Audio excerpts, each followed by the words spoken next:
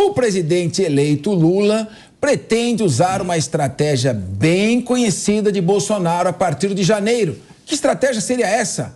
São as lives semanais, Marcelo Bella, que marcaram a atual gestão nos últimos anos. A confirmação foi feita pelo ex-bolsonarista e atual petista, deputado federal André Janones. De acordo com a colunista Bela Megali, do jornal O Globo, a equipe digital do petista avalia fazer lives com um modelo diferente do usado por Bolsonaro. E aí, querido Marcelo Bella, o que esperar dessas lives, Lula? Como é que serão essas lives? Como é que vão ser mais incrementadas, mais dinâmicas, com memes? Vai ser legal? Com Marcelo certeza Bella. Vai ser super divertido, porque o André Janones é o bufão da corte do PT. Então a gente não pode esperar nada mais ou nada menos do que uma palhaçada de tudo que vem do André Janones. No que diz respeito ao presidente eleito Lula, eu espero que ele tenha bom senso de falar das coisas boas que ele pretende fazer no governo dele, se é que existem essas coisas boas. A parte da live é super importante para dar transparência, ou pelo menos fato de discussão sobre as opiniões e atitudes do executivo em relação à população. Então vejo com bons olhos isso. Agora, tenho certeza que o Janones não fará um bom trabalho assessorando o presidente Lula. Minha querida Deise Chiocari, sabe-se que em política vale muito mais a versão do que o fato.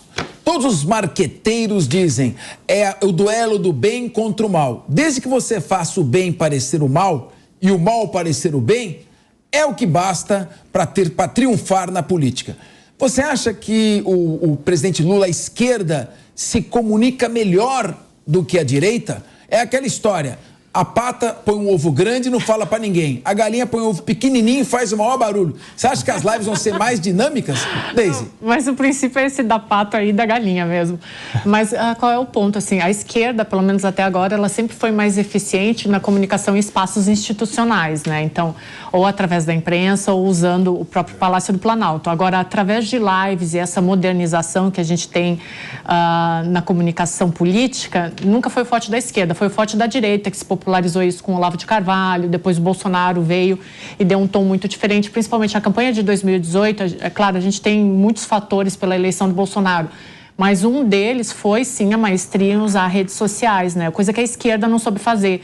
Um ponto que foi muito positivo naquele ano de 2018 foi que existia, olha como isso é curioso, mas existia um movimento na comunicação política no mundo inteiro de usar imagens que se assemelhassem mais ao grosseiro mesmo, à população. E não aquelas imagens pré-fabricadas de agências de marketing, né? E o Bolsonaro, ele utilizou essas imagens mais similares com a população e a esquerda bateu muito nessas pré-fabricadas. As lives, elas são muito bem-vindas, mas eu ainda não vi o Janones com essa competência ou a esquerda com essa competência para se comunicar através desses novos meios de comunicação. Vamos ver, né? Tomara que seja positivo. Meu querido Caio, você acha que a esquerda consegue passar uma mensagem melhor do que, por exemplo, o Roberto Jefferson? Você acha que as lives vão ser um pouco mais, eu diria, inteligentes? O que você acha? Eles estão dizendo, né, que farão lives em um modelo diferente. Como será esse diferente? Será com o relógio de R$85 mil no braço do Lula? Será em um cenário da casa alugada, né, dele ou lá no próprio Palácio do Planalto com ricas obras de artes que ele possui atrás? Será uma taça de vinho com a garrafa de R$8 mil sobre a mesa, substituindo o café e o pão com leite condensado? Eu acho que talvez sim, porque essa é a realidade que o Lula pratica, que é contrário ao que ele faz. Porque ele prega que você que está em casa, de classe média, não pode ter duas televisões. Você tem que contentar com o mínimo que você tem, enquanto ele vive nababescamente na riqueza. E lives, como são mais impessoais, são mais pessoais, ali transmitem uma certa pessoalidade, né? Com certeza nós assistiremos diversos deslizes. Assistiremos assim, eu espero que isso nem aconteça de fato. O meu desejo é que ele nem faça esse tipo de live e, por um milagre de Deus, que também nem entre na presidência da República. Quem sabe ele desista, fala, eu não quero, só queria, né, parecer que eu fui eleito pelas urnas eletrônicas mesmo e tudo bem. Mas se ele, caso ele faça isso, eu acho que vai ser, sim, uma oportunidade para a gente enxergar vários deslizes, porque são deslizes que ele vive, né? Ele prega uma coisa e vive outra coisa. Então, prepara aí para dar print no relógio de 85 mil reais. Agora, meu querido Nelson Kobayashi, vamos aproveitar o seu conhecimento jurídico. Você sabe que tem um princípio aí, um princípio da administração, que se chama princípio da impessoalidade. Princípio que foi violado flagrantemente pelo Congresso Nacional ao modificar a lei das estatais para permitir que um político assumisse a presidência de uma estatal, no caso do BNDES. Então, eu pergunto para você, como é que será que essa live vai lidar com a tentação da autopromoção, com a obrigação de ter um caráter exclusivamente informativo? E aí? Bom, o Caio falou muito bem aqui que a live mostra um pouco mais da intimidade ali, até por ser live, né? Por ser ao vivo, por ser num ambiente doméstico ali, dentro do palácio, dentro da sua sala, do ambiente que ele já está acostumado. Então, a gente pode esperar aí lives que publiquem, né, o que há de mais legítimo nas falas ali do presidente, diferentemente de transmissões que são editadas por órgãos de imprensa, nem sempre tão transparentes, diferentemente de coletivas de imprensa em que há edição somente dos termos que são de agrado da população ou da própria imprensa, né? Então, a gente tem uma boa expectativa em relação a essas lives, porque a gente pode esperar algo mais legítimo vindo do presidente eleito. Desculpa, parece que o Caio está discordando. Deixa eu só fazer um contraponto. Só para lembrar que eu concordei com você. Peraí, mas você concordou, mas ele quer discordar. Eu não quero discordar inteiramente, mas é só trazer uma questão aqui e ver, quem sabe até você concorda comigo. A gente está falando até de pessoalidade, que fui eu mesmo que falei isso e você concorda, só que aí me veio à cabeça, quem lembra da entrevista que ele foi dar no podcast, eu não lembro se foi o Flow, que foi meio manipulada. Você lembra disso? Ela foi interrompida pela assessoria dele porque ele estava ali ficando solto demais.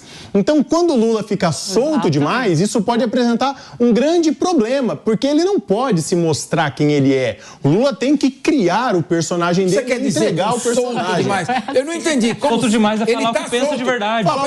Ele está solto, mas ele está solto. Mas ele está solto, tudo bem, ele está solto, mas ele também está preso pela população. Porque onde ele vai, ele não é aplaudido, não. Muito pelo contrário. O Lula foi solto pela Suprema Corte e está preso pelo povo. E agora quer se prender lá dentro do mausoléu do Palácio. Agora, de fato, o que o Nelson falou é muito verdade. Ele não pode mostrar o quê? Quem ele é de verdade. Porque isso vai totalmente contrário ao discurso fajuto que a imprensa vendeu a respeito dele. Ô, Deise, o Caio não está sendo um pouco rigoroso demais? Não está batendo demais, não, ô Deise? Não.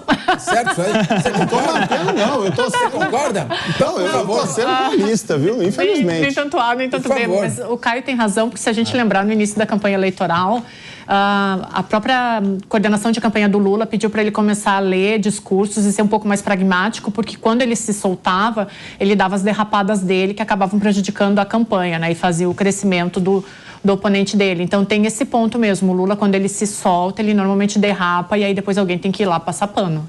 Vai soltar o teleprompter dele, né? Vai ter um teleprompter com o texto e ele vai, meus amigos, vai ler ali. Marcelo Bella, parece que o pessoal está sendo um pouco agressivo. O que eles têm contra a espontaneidade do presidente Lula? Hein, Marcelo? Olha, hoje, 19 de dezembro, nós também tivemos a diplomação de deputados e senadores, né? Eleitos aí pelas urnas. E me chamou a atenção, Capeça, um comentário de um deputado do PL, o Gustavo Gayer, que ao receber o seu diploma, falou para que todos pudessem ouvir em bom tom. Isso, palavras do Gustavo Gayer. Abro aspas. Isto aqui é um teatro. Quem manda no Brasil é o STF. Fecho aspas. O que eu quero dizer para vocês é o seguinte, esse circo burlesco, que até live do Lula vai ter agora, eu faço um desafio aos assessores do Lula para que os comentários fiquem abertos. Perfeito. E vamos ver que tipo de comentário vão ser realizados nos comentários e no pronunciamento do nosso presidente, que vai poder colocar de forma bastante liberal as suas ideias e o que pensa sobre o que está acontecendo no Brasil de hoje. Ô, Nelson, veja bem, que você acha disso aí que o Marcelo está falando? Você concorda? Eu concordo inteiramente com o que o Marcelo falou. Não, mas espera um pouco. Se todo mundo aqui concorda, eu vou ter que... Mas eu quero trazer uma pimenta aqui. Eu vou começar a discordar de vocês. Mas é uma unanimidade. Aqui é para debater, não é para... Mas eu quero trazer uma pimenta aqui, por favor, para nossa mesa, que é com quem que o Lula fez esse anúncio das lives, né? Com o senhor André Janones, que confessadamente foi o responsável pela campanha petista de soltar fake news durante a campanha eleitoral. Não sou eu quem estou falando, ele mesmo falou que foi o responsável por fazer o trabalho sujo da campanha, entre aspas dele, vou dizer mais uma vez. Então a gente tem que se preocupar só nesse ponto. Que tipo de informação que vai ser trazida nessa live diferente se for assessorada pelo senhor André Janones? Agora, me diz uma coisa, eu quero jogar um assunto aqui para a mesa. Se por acaso nessa live vier alguma coisa que seja considerada fake news, mesmo que não seja fake news, se o Supremo interpretar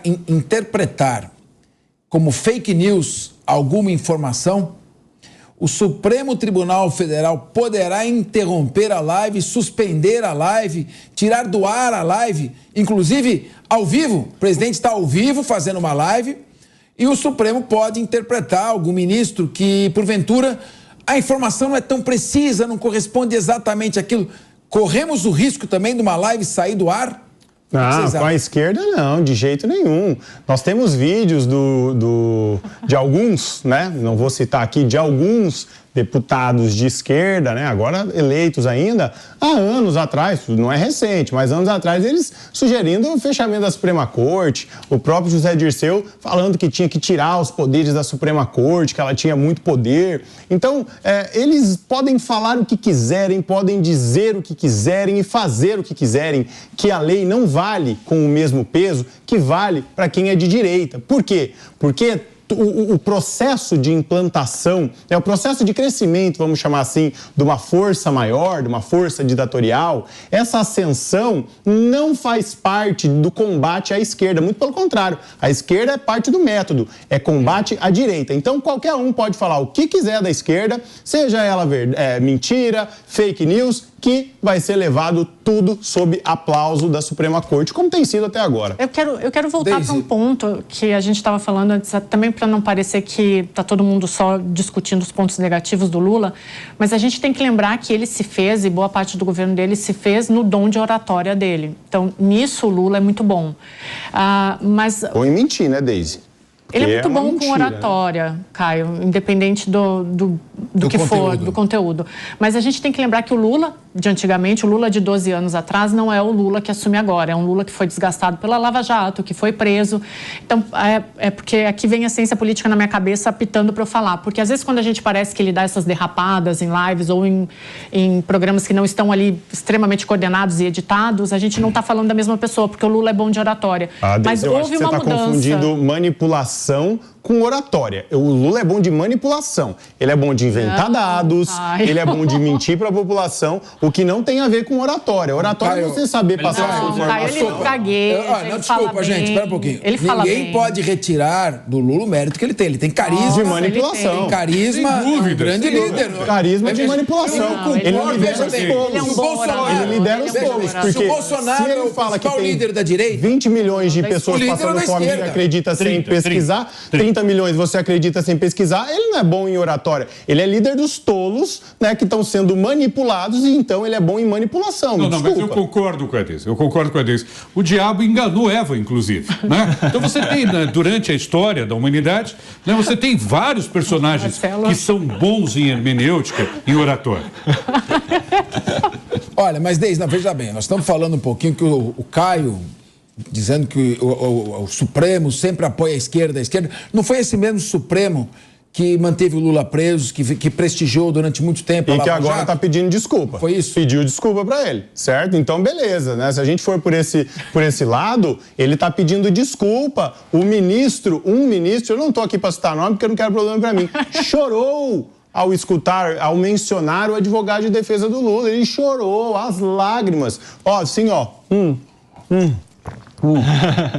Tomava água e chorava, né, emocionado com o discurso do advogado de defesa. Então eu acho o seguinte, a gente realmente não pode tirar o mérito da capacidade que o Lula tem de ludibriar, de manipular a opinião pública, porque é isso que ele fez, é isso que ele tem feito e é isso que ele vai continuar fazendo. Inventando números, trazendo soluções mirabolantes, promessas falsas e agora o que a gente está colhendo é isso aí, uma extrema crise entre os poderes e um possível endividamento do nosso país e ele vai entregar completamente diferente do que ele prometeu. Ele prometeu que as classes mais baixas iriam melhorar de vida. Daqui 2 anos a gente se encontra e aí a gente vai ver o resultado dessas promessas.